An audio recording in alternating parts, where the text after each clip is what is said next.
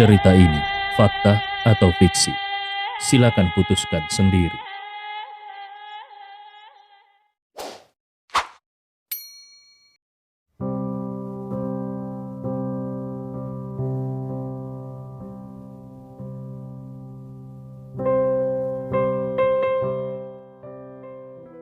Bab 100. Setelah Jin Lengyan menerima telepon itu, dia pun segera datang ke gang. Ketika dia melihat 3 mayat yang sudah dingin, wajahnya berubah menjadi sangat pucat. Nafasnya hampir membeku. Bukan orang lain yang meninggal, tetapi tuan muda ketiga dari keluarga Jiang. Masalah ini sangat besar, sehingga ada kemungkinan akan menyebabkan kegemparan di seluruh kota Agoru. Jin Lengyan berjongkok untuk memeriksa luka beberapa orang, dan kemudian dia mengangkat alisnya. Metode orang yang menyerang terlalu brutal dan sangat sadis. Kalau keluarga Jiang mengetahui hal ini, mereka pasti akan sangat marah. Jin Lengyan berkata dengan sangat serius, "Jin Qian, ceritakan padaku setiap detail yang baru saja terjadi dengan lengkap. Kau tidak boleh meninggalkan poin apapun." Jin Qian menjawab, "Baik, Nona. Baru saja Tuan Ye datang ke gang." Ketika Jin Qian selesai menceritakan semua cerita secara mendetail, mata Jin Lengyan menunjukkan ketakutan yang belum pernah terjadi sebelumnya. Dengan satu tangan dan satu gerakan, 2 Grandmaster keluarga Jiang bisa dipatahkan lengannya. Satu orang, hanya satu orang saja, bisa memusnahkan 3 master seni bela diri. Ini sangat kejam, karena para master tersebut dibunuh seperti membunuh ayam. Hal yang mustahil semacam ini baru saja terjadi.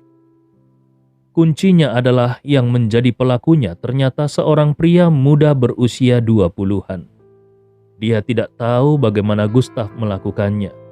Dia hanya tahu bahwa konsekuensi dari kejadian ini tidak terbayangkan.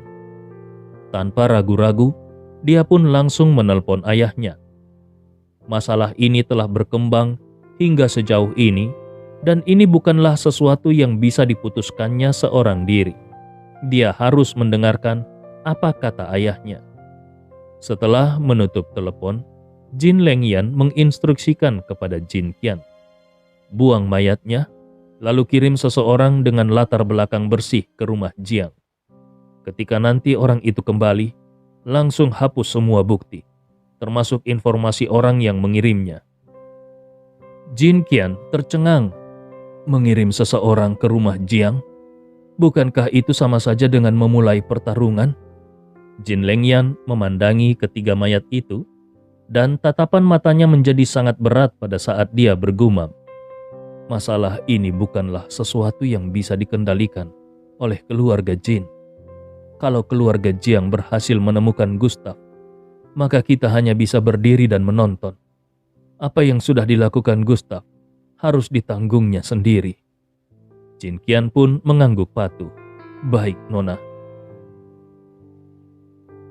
Pada saat ini di sebuah kedai kopi, Stella hanya mengaduk-aduk kopinya secara asal-asalan karena dia merasa bosan. Melihat Gustav muncul, dia langsung menarik nafas panjang. Entah kenapa, sejak tadi dia merasa sedikit khawatir. Ketika Gustav muncul di depannya, kekhawatiran di hatinya pun tersapu dan dia berkata dengan nada sedikit marah, "Gustav, kenapa kau lama sekali pergi ke toilet? Kau menghabiskan waktu 10 menit hanya untuk pergi ke toilet. Lihatlah, sekarang kopinya sudah dingin."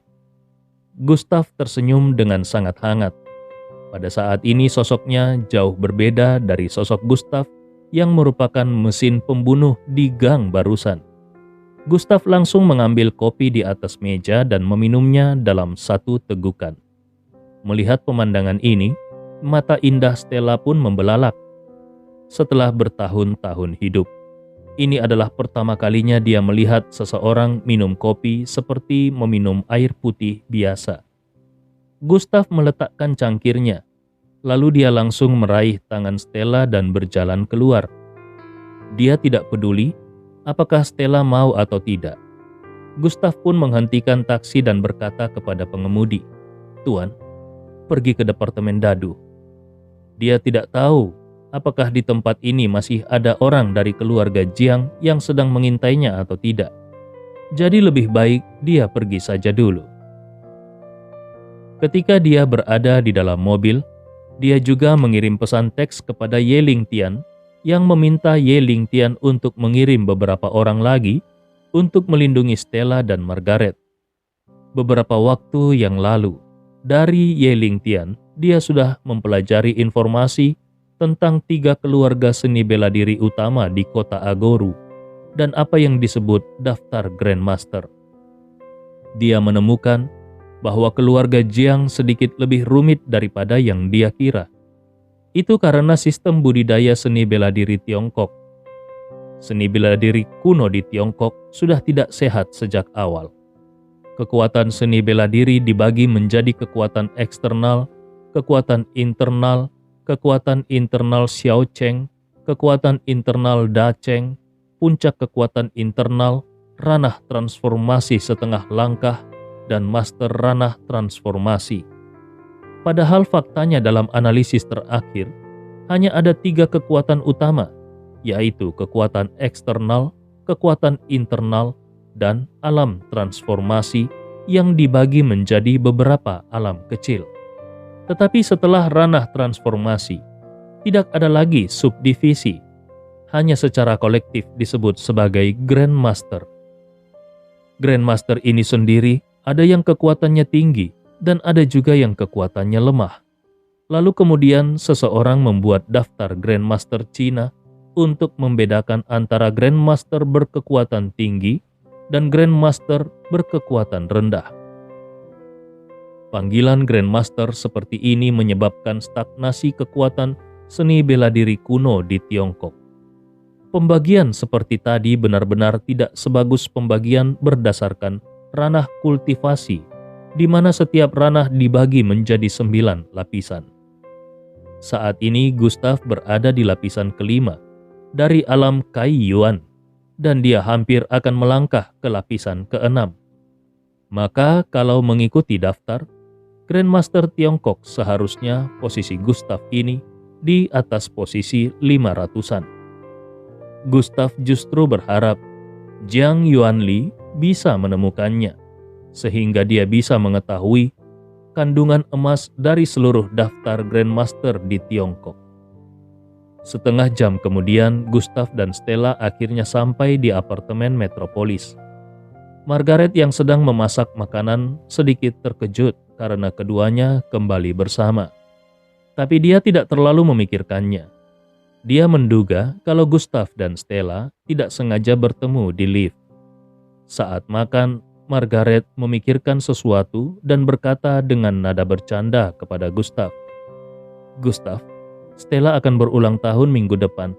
Apakah kau sudah memikirkan hadiah apa yang akan kau berikan kepadanya yang bisa membuatnya tersenyum?" Stella pun menatap Gustav dengan penuh harap. Gustav mengunyah hidangannya dan berpura-pura berkata, "Sekarang sudah tidak zaman lagi untuk memberikan kado berupa barang. Sebutkan saja nomor rekeningnya, nanti aku akan mentransfer untuk kadonya." Begitu kata-kata itu selesai diucapkan, Gustav langsung merasa seolah kakinya diinjak-injak. Ketika dia mengangkat kepalanya, dia melihat percikan api hampir keluar dari mata Stella. Gustav langsung mengubah topik pembicaraan. "Hei, aku hanya bercanda. Ngomong-ngomong Margaret, kau sendiri akan memberikan kado apa?" Margaret mengedipkan matanya lebar-lebar dan berkata kepada Stella, "Tentu saja aku akan memberikan kado yang berhubungan dengan keperluan wanita." Setelah beberapa saat, ponsel Gustav berdering, dan itu adalah nomor yang tidak dikenal. Gustav mengerutkan keningnya, namun tetap menekan tombol jawab. Suara bersemangat Zhu Siswan datang dari ujung telepon yang lain. Dia bahkan berbicara sambil menahan tangisnya. "Tuan Ye, aku Siswan. Maaf kalau aku mengganggumu. Bisakah kau menyelamatkan kakekku? Aku benar-benar tidak punya jalan keluar lainnya." Zhu Siswan benar-benar tidak berdaya sampai di titik ekstrim. Gustav bertanya dengan heran, "Apa yang sedang terjadi? Kau berada di mana sekarang?" Gustav sudah mengetahui dari banyak orang di pelelangan bahwa ada masalah dengan keluarga Zhu. Tetapi dia tidak menduga kalau itu akan menjadi masalah besar. Dia mengerti karakter Zhu Zixuan. Zhu Zixuan tidak akan pernah menelponnya kecuali memang itu adalah sesuatu yang harus dilakukannya. Zhu Zixuan segera menjawab, "Tuan Ye, aku ada di Villa Zhu, Jalan Jiangning nomor 211. Kondisi kakekku." Namun sebelum Zixuan selesai berbicara, ada suara berisik dan di detik berikutnya telepon sudah ditutup. Sesuatu telah terjadi. Gustav tidak lagi ragu-ragu. Dia buru-buru mengenakan mantelnya, lalu berpamitan kepada Margaret dan Stella, kemudian dia pun pergi. Di Villa Zhu, Jalan Jiangning nomor 211, keadaan sedang terang benderang. Gustav turun dari taksi dan menemukan bahwa seluruh villa sudah dikelilingi oleh tentara berseragam kamuflase. Aura yang sangat berat meluap dari villa. Ada juga beberapa kendaraan militer yang diparkir di luar. Pada saat Gustav keluar dari mobil, ada lebih dari selusin aura yang menguncinya. Aura itu sangat dingin. Bahkan Gustav bisa merasakan ada senapan sniper di atap gedung. Sedikit saja dia bersikap salah, kepalanya pasti akan langsung ditembak. Apa yang terjadi dengan keluarga Zhu?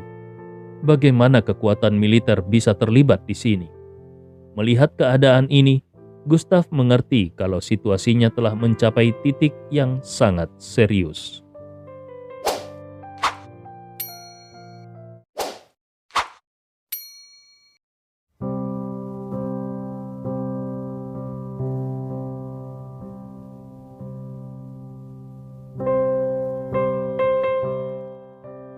Bab 101. Gustav tidak terlalu memikirkannya dan berjalan langsung menuju villa keluarga Zhu. Ketika dia berjalan ke pintu, dua suara sedingin es terdengar pada saat bersamaan.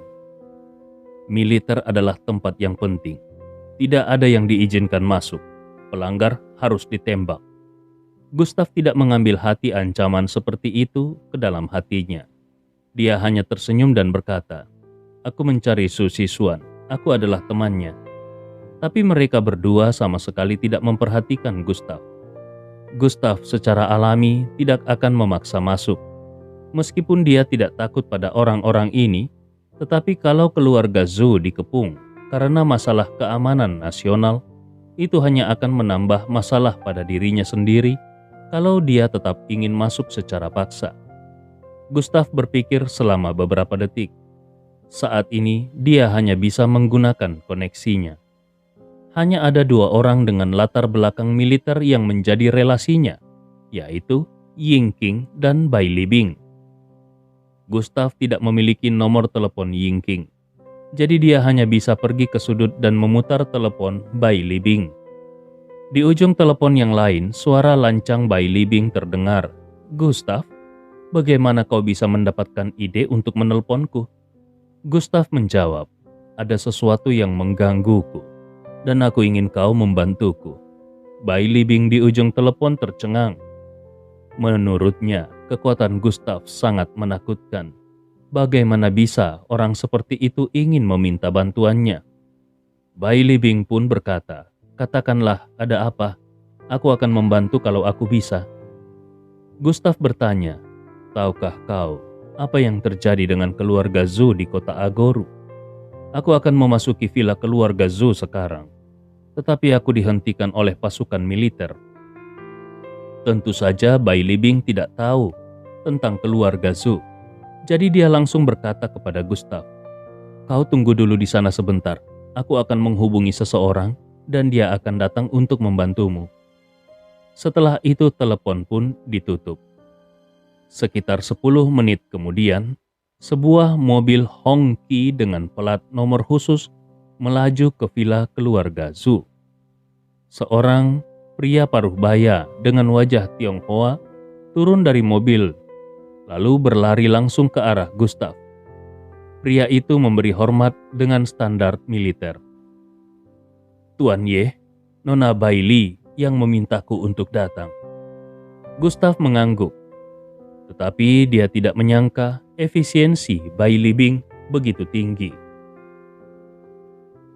Pria paruh baya itu tidak berbicara omong kosong. Dia datang langsung ke gerbang rumah Zhu, lalu melirik dua orang yang ditempatkan untuk menjaga di pintu. Pria paruh baya itu pun mengeluarkan sertifikat dari sakunya. Begitu sertifikat itu dibuka, dua tentara yang ditempatkan untuk berjaga-jaga di situ langsung tercengang. Mereka buru-buru berdiri tegak dan memberi hormat militer. Ketika mereka ingin berbicara, mata pria parubaya itu memberi isyarat dan mereka pun langsung menutup mulut mereka. Pria parubaya itu menoleh ke Gustav dan berkata, "Tuan Ye, ayo kita masuk bersama-sama." Segera Gustav pun datang ke ruang tamu villa keluarga Zhu dengan ditemani oleh seorang pria paruh baya. Di sana dia menemukan kalau ruang tamu itu hampir semuanya dikelilingi oleh angkatan bersenjata. Dan yang duduk di sofa di ruang tamu adalah Zhu Rende, Zhu Xishuan, dan sepasang suami istri. Pasangan suami istri itu seharusnya adalah orang tua Zhu Xishuan.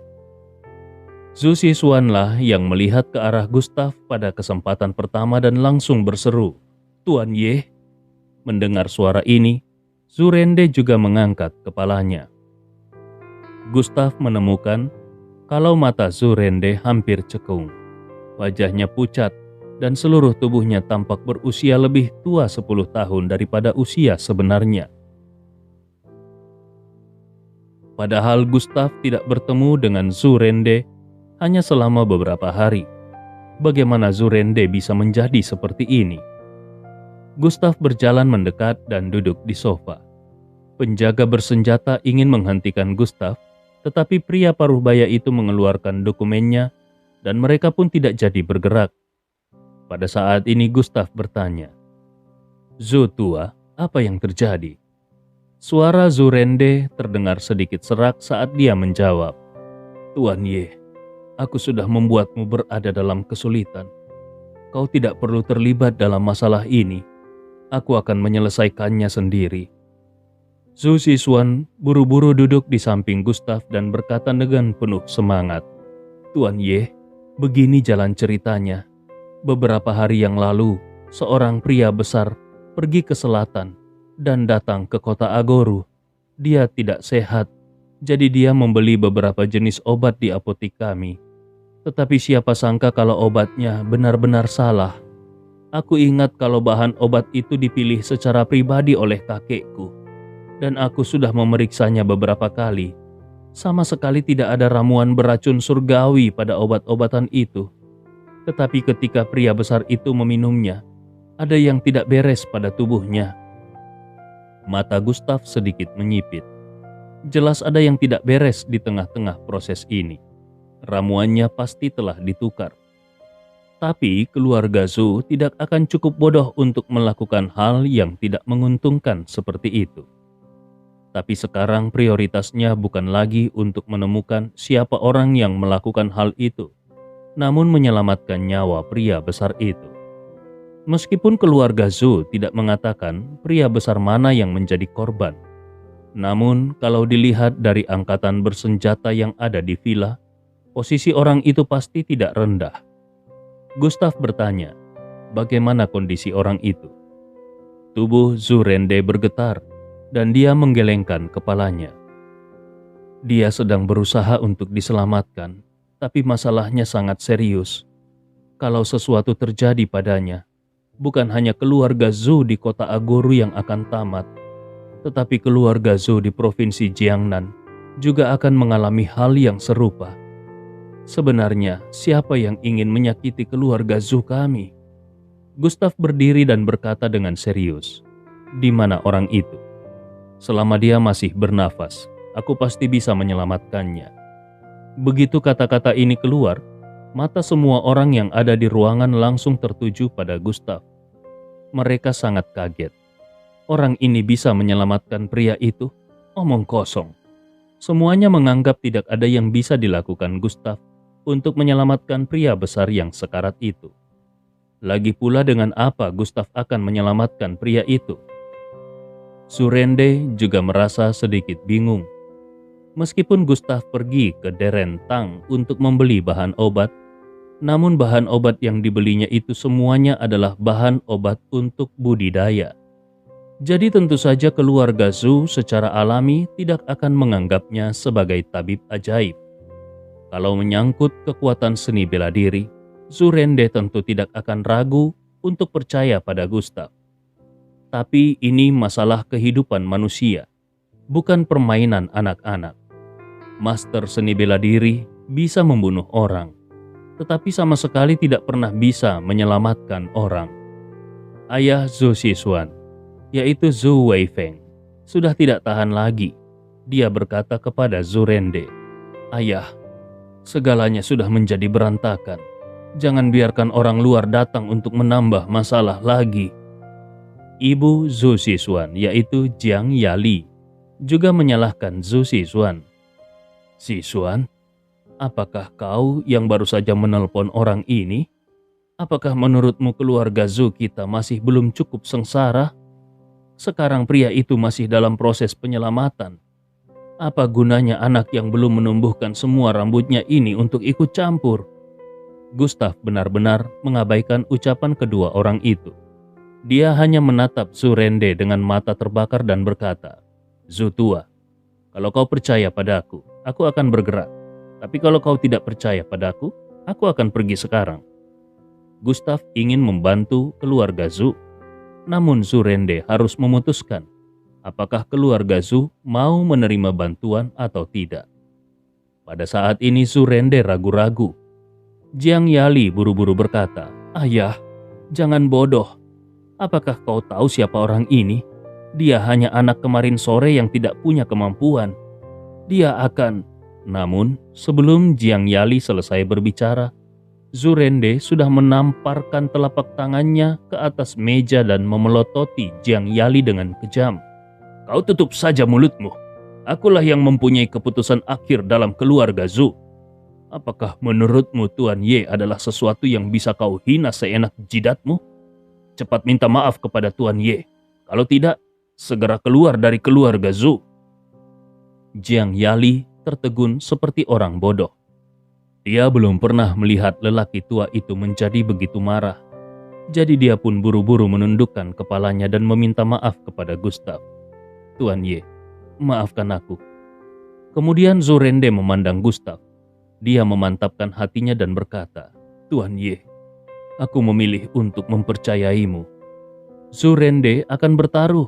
Dia bertaruh pada keberuntungan seluruh keluarga Zhu. Keluarga Zhu sudah menjadi klan yang sekarat. Tapi Gustav adalah satu-satunya eksistensi yang mampu membalikkan keadaan. Gustav dengan segera berkata, "Oke, sekarang di mana orang itu? Bawa aku ke tempatnya sekarang juga." 10 menit kemudian, kendaraan militer pun berhenti. Mereka tiba di sebuah tempat dengan lingkungan yang tenang. Hanya ada satu bangunan, dan bangunan ini agak mirip rumah sakit swasta. Tetapi angkatan bersenjata dan tentara yang ada di luar seolah menunjukkan kalau tempat ini sama sekali tidak biasa. Dengan bantuan pria paruh baya yang diinstruksikan oleh Bai Libing, semuanya menjadi lebih mudah. Tetapi semua orang di keluarga Zhu diborgol dan tidak ada kebebasan sama sekali. Mereka naik lift langsung ke lantai 6 rumah sakit. Gustav bahkan merasakan adanya beberapa aura yang kuat. Itu adalah aura dari seniman bela diri kuno. Di luar ruang operasi, Gustav melihat ada 8 orang, yaitu 4 orang dan 4 wanita yang sudah cukup tua. Sepertinya mereka adalah pewaris dari lelaki tua yang sedang dioperasi di dalam. Secara alami, ke-8 orang ini juga memperhatikan Surende. Salah satu dari ke-8 orang itu, yaitu pria kekar yang memiliki mata merah seperti darah, langsung bergegas berkata, Hei, kau orang tua yang sudah hampir mati. Kau masih berani datang ke sini? Cepat katakan, siapa yang menyuruhmu berurusan dengan ayahku? Dengar baik-baik perkataanku ini. Kalau sesuatu terjadi pada ayahku, aku ingin semua orang di keluarga Zumu menemani ayahku. Langkah kaki pria kekar itu sangat ringan dan aura yang kuat menyapu di sekitar. Pria kekar ini adalah seorang seniman bela diri prajurit kuno. Karena amarah di kepalanya, pria itu mengayunkan pukulannya langsung ke arah Zurende. Ekspresi wajah semua orang langsung berubah secara dramatis. Kalau pukulan itu menghantam tubuh tua Zurende, bisa dipastikan kalau Zurende sama sekali tidak akan bisa menahannya. Namun saat tinju itu hendak menghantam wajah Zurende, Gustav langsung mengelurkan tangannya dan dia langsung menggenggam tinju yang kuat itu sambil berkata, "Kau tidak punya hak untuk melakukannya sampai orang yang ada di dalam bangun. Sekarang cepat keluar dari sini."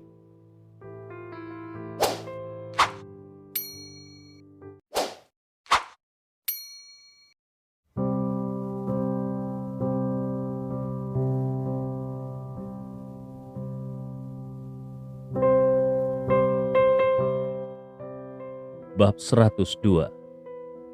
Ketika Gustav selesai berbicara, pada saat yang sama energi yang kuat menggulung tubuh Gustav dan mendorong ke arah luar. Merasakan kekuatan Gustav yang luar biasa, wajah pria kekar itu langsung berubah dan dia bahkan mundur 6 langkah penuh. Pria itu berseru kaget. Orang ini sebenarnya adalah Grandmaster Alam Transformasi. Tadinya pria itu juga bertanya-tanya, keberanian macam apa yang dimiliki Zurende sehingga berani untuk datang ke sini. Ternyata dia telah menemukan Grandmaster sebagai pendukungnya.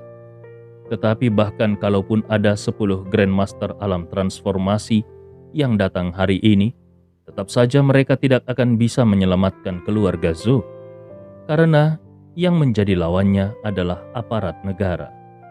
Pria itu melangkah keluar sambil menatap Gustav dan berkata, "Wah, jangan berpikir karena kau adalah seorang Grandmaster, maka kau bisa melakukan apapun yang kau inginkan di kota Agoru.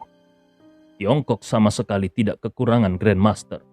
Kalau kau masih ingin berdiri di sisi keluarga Zhu sekarang, aku bersumpah kau pasti akan menyesalinya." Itu adalah sebuah ancaman terbuka. Namun Gustav hanya menanggapi dengan santai. "Sudah selesai? Kalau kau sudah selesai berbicara, minggirlah." Pria itu kembali tercengang. Dia sama sekali tidak menyangka kalau Gustav masih berani berbicara dengan begitu lancang. Padahal jelas-jelas tempat ini berada di bawah kendali pasukan tentara. Siapa yang memberinya keberanian? Tidak. Yang lebih penting lagi adalah bagaimana sekelompok orang ini bisa muncul di sini. Tatapannya dengan cepat tertuju pada pria paruh baya yang diatur oleh Bai Libing. Kebetulan dia tahu siapa orang itu. Pria itu berbicara dengan meraung. "Luo Zhengguo, kenapa kau ada di sini? Kau yang membawa sekelompok orang ini bersamamu? Percaya atau tidak, aku akan membawamu ke pengadilan militer. Kau harus tahu siapa yang sedang dioperasi di dalam. Kalau terjadi sesuatu kepadanya, Bai Libing tidak akan bisa menyelamatkanmu." Luo Zhengguo baru saja ingin berbicara, namun lampu di ruang operasi sudah menyala. 2 dokter berjas putih buru-buru keluar. Kepala mereka tertunduk dan ekspresi wajah mereka sangat buruk. Pria kekar itu berbalik dan meraih jas salah satu dokter lalu bertanya, "Bagaimana keadaan ayahku?" Dokter itu pun menjawab dengan terbata-bata, Kami minta maaf, Ketua. Racun sudah menyebar di tubuhnya dan kami sudah mencoba yang terbaik, tapi dia..." Sebelum dokter itu bisa menyelesaikan kalimatnya, dia sudah dimaki oleh pria kekar itu. "Dasar sekelompok sampah, semuanya pecundang." Mata pria kekar itu memerah dan dia menatap Zurende dengan tatapan yang mematikan. Sekarang dia tidak memiliki keraguan sedikit pun. Zurende harus mati. Pria kekar itu baru saja akan bergerak ketika dia merasakan bayangan gelap melewatinya. Terdengar bunyi hantaman pintu dan detik berikutnya, pintu ruang operasi langsung tertutup. Semua berlangsung dengan sangat cepat, saking cepatnya sampai semua orang bahkan tidak bisa bereaksi. Pria kekar itu menekankan tangannya ke pintu ruang operasi dan ingin mendobraknya, tetapi dia menemukan kalau kekuatannya seperti menabrak kapas dan menghilang. Bagaimana ini bisa terjadi?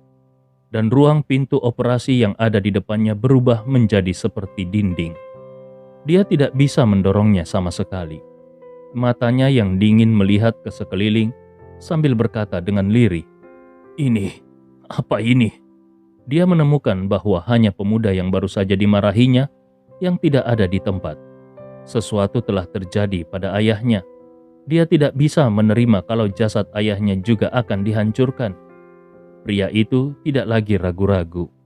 Dia baru saja akan mendobrak pintu dengan keras dengan satu tendangan ketika Luo Zhengguo muncul di depannya dan berkata, "Beri Tuan Ye kesempatan. Tuan Ye mungkin bisa menyelamatkan ketua. Kalau sesuatu terjadi, aku sendiri yang akan pergi ke pengadilan militer." Alasan kenapa dia mengatakan ini, karena dia ingat apa yang dikatakan oleh Bai Libing di telepon tadi, bahwa dia harus membantu Gustav dengan segala cara. Gustav adalah orang yang penting di mata Bai Libing. Jadi sebagai bawahan Bai Libing, dia juga harus menghormati Gustav. Pria kekar itu langsung tenang. Dia tahu kalau Luo Zhengguo bisa menjamin dengan masa depannya sendiri. Maka itu menunjukkan kalau dia sepenuhnya mempercayai pemuda itu. Meskipun kepercayaan ini agak tidak bisa dijelaskan, namun dia tetap memilih untuk mencobanya. Jadi pria kekar itu pun berkata, "Oke, aku hanya akan memberinya 10 menit. Kalau tidak ada hasil dari 10 menit itu, aku akan mendobrak masuk ke dalam. Selain itu, kalau sampai jasad ayahku hancur, aku berjanji kau akan mati dengan cara yang mengerikan."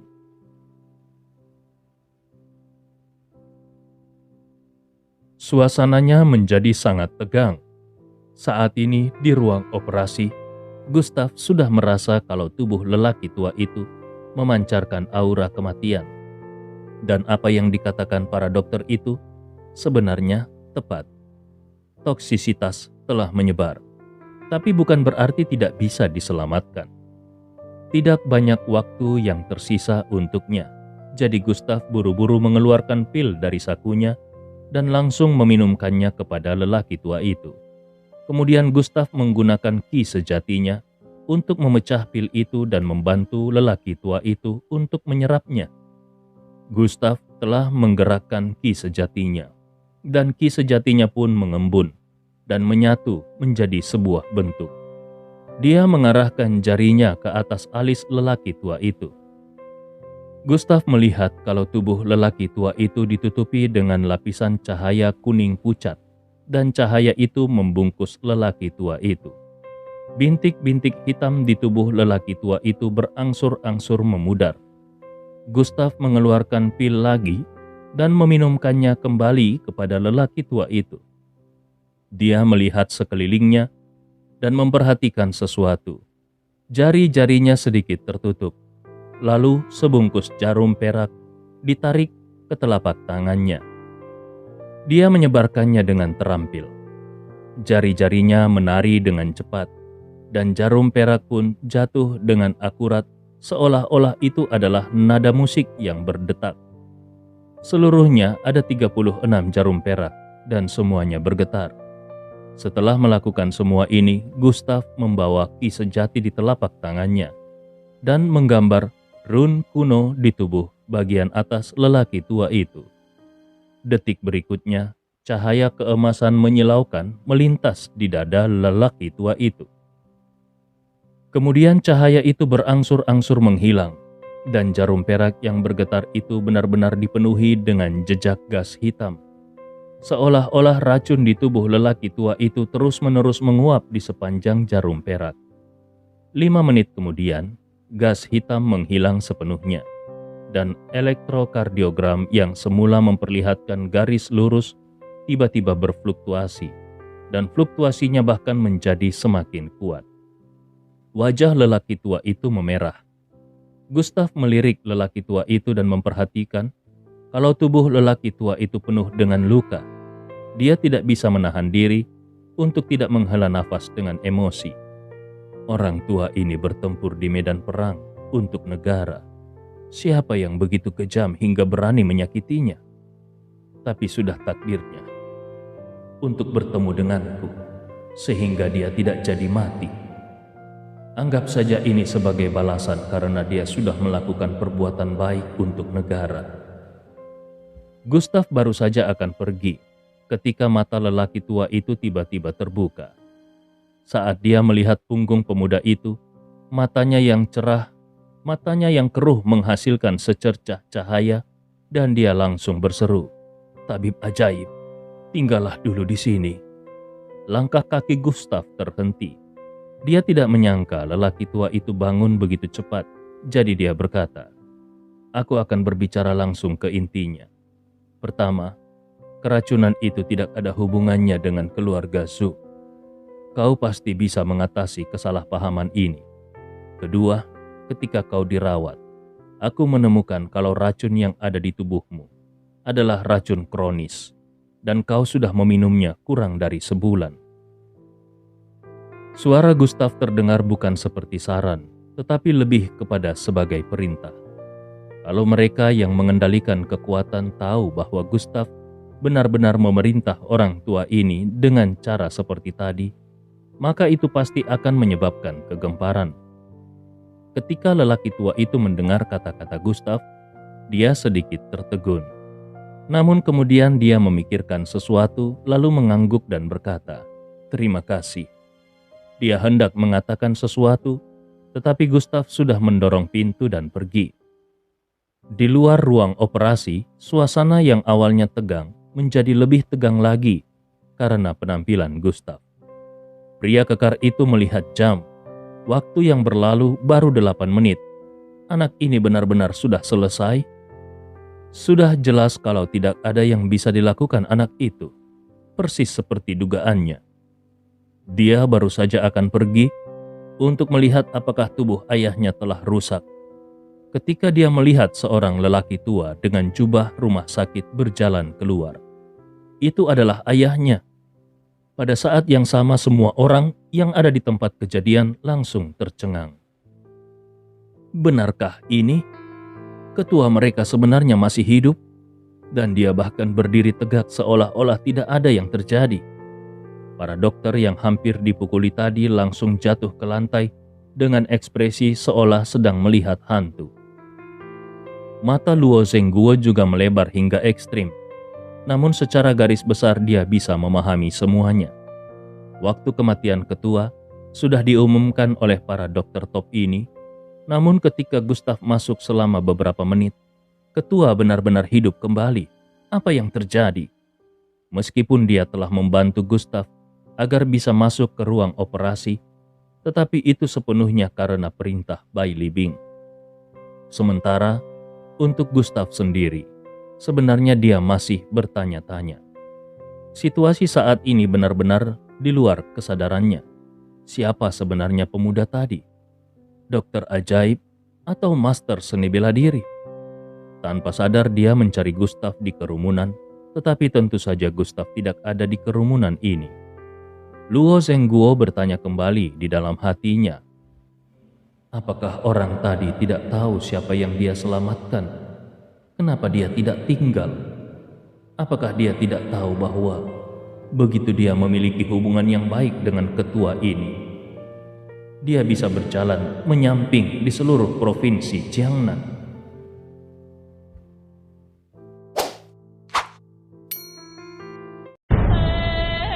Cerita ini fakta atau fiksi? Silakan putuskan sendiri.